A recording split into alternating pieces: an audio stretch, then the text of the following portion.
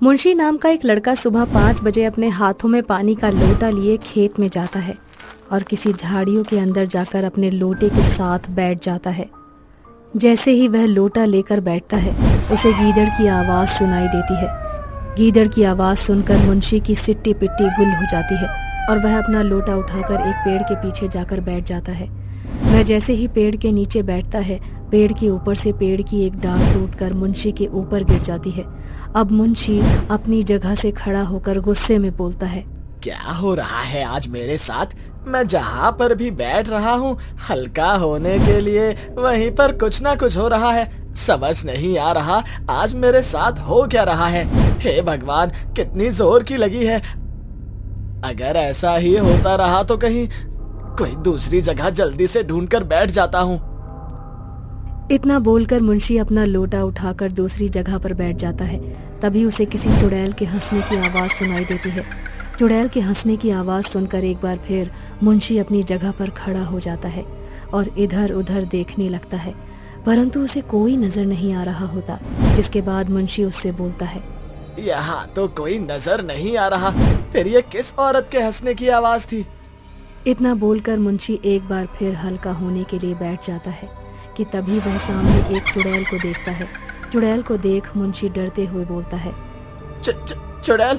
अरे बाप रे, भागो रे, इस खेत में तो चुड़ैल है। मुंशी डरकर वहां से भाग जाता है और मुंशी के वहां से जाने के बाद चुड़ैल खुद से बोलती है, खेत में पार्टी करना मना है। अभी तो बस मैंने शुरुआत करी है और अभी तक बस एक ही आदमी को डरा कर भगाया है। अगर अब किसी ने खेत में पॉटी की तो मैं उसकी जान भी ले लूंगी।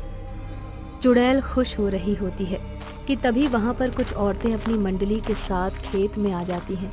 उन औरतों को देख चुड़ैल उन औरतों के पास जाती है और बोलती है, अगर तुम सब औरतों को अपनी जान प्यारी है तो अपना लोटा लेकर इस खेत से भाग जाओ, क्योंकि अब खेत में पॉटी करना मना है। निकल जाओ, नहीं तो मैं तुम सभी को मार डालूंगी। अरे बहन, जल्दी से यहाँ से भागो वरना यह चुड़ैल हमें मार डालेगी। अब वह औरतें भी उल्टे पैर खेत से अपने घर के लिए निकल जाती हैं।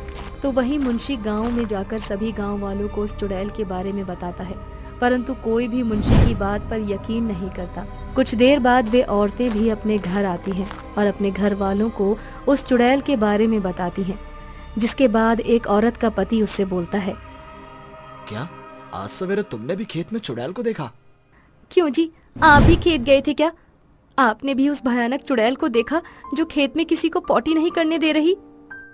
अरे भाग्यवान, मैं अभी खेत गया ही कहाँ, मैं तो बस जाने ही वाला था, पर उससे पहले तुमने मुझे उस चुड़ैल के बारे में बता दिया। तुम नहीं जानती, पर तुमसे पहले मुंशी खेत में हल्का होने के लिए गया था और जब वो खेत से गांव में आया तो उसने सभी गांव वालों को बताया कि उस खेत में एक चुड़ैल है जो वहां किसी को पॉटी नहीं करने दे रही। पर हम सबको लगा कि ये उसका वहम है, इसलिए हमने उसकी बातों पर ध्यान नहीं दिया। पर जब तुमने भी ये बात की तो अब मुझे यकीन हो चुका है कि अपने खेत में कोई चुड़ैल आ चुकी है जो हम लोगों को अब खेत में हल्का नहीं होने देगी। वह दोनों पति पत्नी बात कर ही रहे होते हैं कि एक एक करके गांव वाले खेत से अपना लोटा लेकर वापस आते हैं और उसी चुड़ैल की बातें करते हैं। अब यह खबर पूरे गांव में आग की तरह फैल चुकी थी। तो वहीं टिंकू नाम का एक बदमाश लड़का जो कि खेत में हल्का होने के लिए गया होता है, जब चुड़ैल उसके सामने आती है तो वह चुड़ैल को अपनी दादागिरी दिखाते हुए उससे बोलता है, मुझे सब पता है, तू कोई चुड़ैल नहीं है, तू बस गांव वालों को डरा रही है ताकि हम गांव वाले यहाँ इस खेत में पॉटी ना कर सके।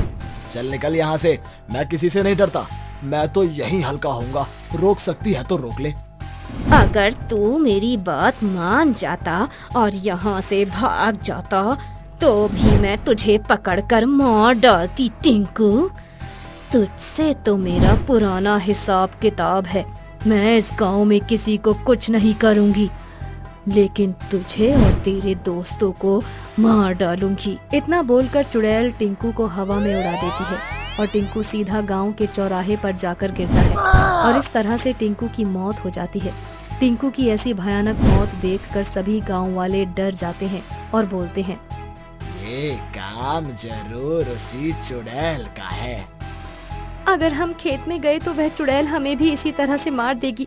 अगर हमें जिंदा रहना है तो खेत में जाना छोड़ना पड़ेगा। अरे खेत में नहीं जाएंगे तो फिर कहाँ जाएंगे? आखिर ये तो प्राकृतिक आपदा है जिसे हम चाहकर भी नहीं रोक सकते। आखिर कब तक हम यूं ही इस प्राकृतिक आपदा को रोक कर रखेंगे? और अगर खेत में गए तो इसी तरह से मारे जाएंगे। चलिए मान लेते हैं कि हम कुछ देर तक खुद को रोक लेंगे, पर बच्चों का क्या होगा? क्या करेंगे? इस आपदा को ज्यादा देर तक नहीं रोक पाएंगे। निम्मी बहन बिल्कुल सही बोल रही है। हम सभी गांव वालों को कुछ ना कुछ तो करना ही पड़ेगा। क्यों ना हम सभी गांव वाले खेत जाएं और उस चुड़ैल से बात करें। क्या पता हमारे बात करने पर कोई हल निकल जाए और वो हमें खेत का सही उपयोग करने दे। अब सभी गांव वाले मिलकर उस चुड़ैल के पास जाते हैं और चुड़ैल से बोलते हैं, देखो चुड़ैल बहन, हम तुम्हें यहाँ परेशान करने नहीं आए हैं। अगर तुम्हें हमारे खेतों में रहना है तो तुम आराम से रहो, पर हमें हल्के होने के लिए कुछ समय दो। पेट में बहुत गुड़गुड़ हो रही है और बच्चों का तो रो रो कर बुरा हाल हो रहा है। बच्चों पर तो तरस खाओ बहन। अगर पेट में इतनी मरोड़े उठ रही हैं, तो घर में शौचालय क्यों नहीं बनवाते? क्यों खेत को गंदा कर रहे हो और इस पर्यावरण को भी? अगर तुम गांव वाले अभी सोच बदलोगे और घरों में शौचालय बनवाओगे तो किसी को भी परेशानी नहीं होगी। किसी भी औरत को मेरी तरह मरना नहीं पड़ेगा। इतना बोलकर चुड़ैल रोने लगती है और अपने इंसानी रूप में आ जाती है। चुड़ैल जैसे ही अपने इंसानी रूप में आती है, वैसे ही गोपाल नाम का एक व्यक्ति रोते हुए चुड़ैल से बोलता है, राधा, तुम मरने के बाद चुड़ैल बन गई। राधा, तुम ये सब क्यों कर रही हो? तुम्हें पता है तुम्हारी इन हरकतों से पूरे गांव वाले कितने परेशान हो रहे हैं। मैं यह गांव वालों के भले के लिए कर रही हूँ। जो काम मैं जीते जी ना कर सकी, वह काम मेरे मरने के बाद कर रही हूँ। आप मर्दों का क्या है, आप तो खुले में चले जाते हैं, पर दिक्कत तो हम लड़कियों को होती है जो अंधेरे में खेतों में जाती हैं। और इसी बीच अपनी हवस की भूख को मिटाने के लिए कुछ लड़के हम औरतों को और लड़कियों को अपना शिकार बनाते हैं। उस दिन जब मैं अकेले खेत में शौच करने आई, तब टिंकू और उसके साथियों ने मेरे साथ जोर जबरदस्ती की और फिर मुझे मौत के घाट उतार दिया। जिसके बाद मैं एक चुड़ैल बन गई। चुड़ैल बनने के बाद मैंने ठान लिया कि मैं इस गांव के हर एक घर में शौचालय बनवा कर ही रहूंगी, ताकि जो मेरे साथ हुआ वह किसी और के साथ ना हो।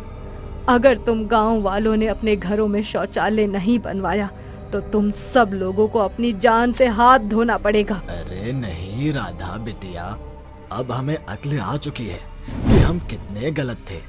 इसलिए मैं गांव का सरपंच सभी गांव वालों को आदेश देता हूं कि वो 2 दिनों के अंदर अंदर अपने अपने घरों में शौचालय बनवा लें। अब कोई भी इस खेत में नहीं आएगा। अब 2 दिनों के अंदर सभी गांव वाले अपने घरों में शौचालय बनवा लेते हैं। तो वहीं राधा चुड़ैल अपनी मौत का बदला उन गुंडों को मार कर ले लेती है। रघुवीर नाम का एक छोटा सा गांव था। उस गांव में एक बहुत बड़ी हवेली थी। उस हवेली के बाहर एक छोटा सा पार्क और 3 कुएं थे। वहाँ सभी गांव वाले हवेली के बाहर आते और कुछ देर बैठा करते। हालांकि उस कुएं से कोई भी पानी नहीं भरा करता था, परंतु जब भी उन्हें जरूरत पड़ती तो कभी कभी गांव वाले दिन के समय उस कुएं से पानी भर लिया करते। ऐसे ही हर रोज की तरह आज भी कुछ बच्चे उस हवेली के बाहर खेलने जाते हैं। खेलते खेलते शाम हो जाती है। तभी एक बच्चे की बॉल कुएं में चली जाती है और वो बच्चा अपने साथियों से बोलता है, राम, देखना मेरी बॉल उस कुएं में चली गई है। अब मैं अपनी बॉल कैसे निकालूं? यहाँ 3 कुआं है, तेरी बॉल किस कुएं में गई है बता? उस बीच वाले कुएं में। मेरी मदद करना बॉल निकलवाने में। हाँ हाँ चल रहा हूँ, चलना। क्या यार, तुम दोनों भी ना, रात होने वाली है, घर चलते हैं ना। बॉल कल आकर निकाल लेंगे। अंधेरे में कहाँ पता चलेगा कि बॉल कहाँ है। हम बॉल कैसे निकालेंगे? बॉल, अरे पागल, आज हम बॉल निकाल लेंगे तभी तो कल दोबारा आएंगे उसी बॉल से खेलने के लिए। अच्छा ठीक है, फिर हम पहले बॉल निकाल लेते हैं, उसके बाद घर चलेंगे। इतना बोलकर वो तीनों कुएं के पास जाते हैं। कुएं के अंदर झांकने लगते हैं, परंतु काफी अंधेरा हो चुका था, इस वजह से उन्हें कुएं के अंदर कुछ नजर ही नहीं आ रहा होता। तभी दूसरा बच्चा बोलता है, देखो कुछ नहीं दिखाई दे रहा और अंधेरा भी हो चुका है। मैं तुम दोनों को पहले ही बोल रहा था कि कल सुबह आकर बॉल निकाल लेते हैं। राम, मुझे लगता है वो बिल्कुल सही बोल रहा है। चलो हमें घर चलना चाहिए और मम्मी पापा भी तो हमारा इंतजार कर रहे होंगे। हाँ, तू सही बोल रहा है, अब हमें चलना चाहिए। इतना बोलकर वो तीनों जैसे ही वहाँ से जाने लगते हैं, उन तीनों कुएं में से कुछ आवाजें सुनाई देती हैं, मानो जैसे कुएं के अंदर कोई डूब रहा हो। वो तीनों बच्चे भागते हुए 3 कुएं के पास जाते हैं और कुएं के अंदर झांकने लगते हैं। तभी तीनों के कुएं में से एक एक हाथ निकलता है और तीनों बच्चों को कुएं के अंदर डुबो देता है। कुछ देर बाद कुएं का पानी पूरी तरह से लाल हो जाता है और उसमें से 3 चुड़ैल बाहर निकलती हैं और हंसते हुए एक दूसरे से बोलती हैं, हा हा हा, अरे बहनों, ये जगह तो बहुत अच्छी है। इतने सालों से हम बेकार ही जंगलों में भटक रहे थे। हमें पहले ही उस बेकार जंगल को छोड़कर इस कुएं में आ जाना चाहिए था। अब ये एक भूतिया कुआं हो चुका है। अब जब भी यहाँ कोई आएगा, हम तीनों बहन मिलकर अपना शिकार कर लिया करेंगे। हा हा हा हा। हाँ बहन, तुम सही बोल रही हो। यहाँ तक शिकार और आराम से मिल जाता है। और ये तीनों बच्चे कितने स्वादिष्ट थे। हमारा पहला शिकार इतना अच्छा रहा, तो सोचो आगे का कितना अच्छा रहेगा। अब तो मुझे कल रात का इंतजार है। मुझे भी बहन। अब जैसे ही कल लोग यहाँ आएंगे और जब रात होगी तब लोग यहाँ से घर जाने लगेंगे, बस तभी हम मौका देखकर अपना शिकार कर लेंगे। यहाँ शिकार करने की परेशानी नहीं है बहन, ये भूतिए 3 कुएं हैं। अब जब भी कोई रात को पानी भरने आएगा, हम उसका खून पी जाएंगे। हा हा हा हा। अब तो बहुत मजा आएगा। ही ही ही ही। इतना बोलकर वो तीनों चुड़ैल अपने अपने कुएं के अंदर चली जाती हैं। तो वहीं दूसरी ओर पूरी रात बीत जाती है और वो तीनों बच्चे अपने घर पर नहीं पहुंचते, जिसके बाद उन तीनों बच्चों के माता पिता बड़े परेशान हो जाते हैं और अपने बच्चे की गुमशुदगी की रिपोर्ट लिखवाते हैं। तो वहीं दूसरी ओर गाँव वाले अगले दिन हवेली के पास जाते हैं और कुछ देर बैठते हैं। बच्चे भी वहाँ खेल रहे होते हैं। अब रात हो जाती है और सब अपने अपने घर की ओर जाने ही लगते हैं। तभी वहाँ एक औरत जो कि थकान की वजह से सो रही होती है, एकदम से उसके कानों में एक आवाज आती है। आवाज ऐसी होती है मानो जैसे कुएं के अंदर कोई डूब रहा है और मदद की भीख मांग रहा है। कोई है, कोई मुझे बचाओ, हमें इस कुएं के अंदर डूब रहे, प्लीज कोई हमारी मदद करो। हाँ, ये किसकी आवाज है? ये आवाज तो उस कुएं से आ रही। उस कुएं के पास जाकर देखती हूँ आखिर कुएं के अंदर कौन डूब रहा है। इतना बोलकर वो औरत कुएं के पास जाती है। जैसे ही वो कुएं के अंदर झांकती है, कुएं में से एक हाथ निकलता है जो उसे अपनी ओर खींच लेता है। अब वो तीनों भूतिया कुआं उस औरत को भी मारकर खा जाती हैं। और अगली सुबह जब जमुना किसी भी गांव वालों को नजर नहीं आती, तो सभी गांव वाले बड़े हैरान हो जाते हैं और उसी कुएं के पास हवेली के बाहर बैठकर आपस में बात करते हैं। आखिर समझ नहीं आ रहा, एक के बाद एक अपने गांव में से इंसान कम होता जा रहा है। आखिर ये काम किसका हो सकता है? सभी गांव वाले हवेली के बाहर वाले पार्क में बैठे हैं और शाम को घर आते हैं, परंतु हर बार जब भी कोई यहाँ से निकलता है तो कोई एक इंसान अपने घर नहीं पहुंच पाता। आखिर इस हवेली से घर तक पहुंचने के बीच ऐसा क्या होता है कि लोग गायब हो जाते हैं? समझ नहीं आ रहा इन सबके पीछे किसका हाथ है। मुझे तो लगता है इस हवेली के आसपास कोई है जो मौका देखकर गांव वालों को उठा लेता है। मुझे नहीं लगता कि ये काम किसी आदमी का है। अगर ये काम किसी आदमी का होता तो वो एक बार फिरौती की रकम मांगता, पर अब तक हमारे पास फिरौती की कोई कॉल नहीं आई। इसका मतलब साफ है, हो ना हो ये काम किसी बुरी शक्ति का ही है, क्योंकि वो हवेली और उस हवेली के बाहर की जगह सालों से वीराना है। सालों से उस जगह को बंद किया हुआ है, पर अब कुछ सालों से लोगों ने आना जाना शुरू किया है, इसलिए हो सकता है कि अब वहां कोई भूत आ गया हो। फिर तो हमें पता लगाना पड़ेगा कि ये काम आखिर है किसका। इसलिए सभी गांव वाले आज शाम को घर आने से पहले ये पता लगाएंगे कि वहां क्या हो रहा है। हम सभी गांव वाले छुपकर देखेंगे कौन है जो हमारे गांव के एक एक इंसान को अगवा कर रहा है। अब सभी गांव वाले हवेली के बाहर हर रोज की तरह समय बिताते हैं और शाम को घर के लिए निकलते हैं।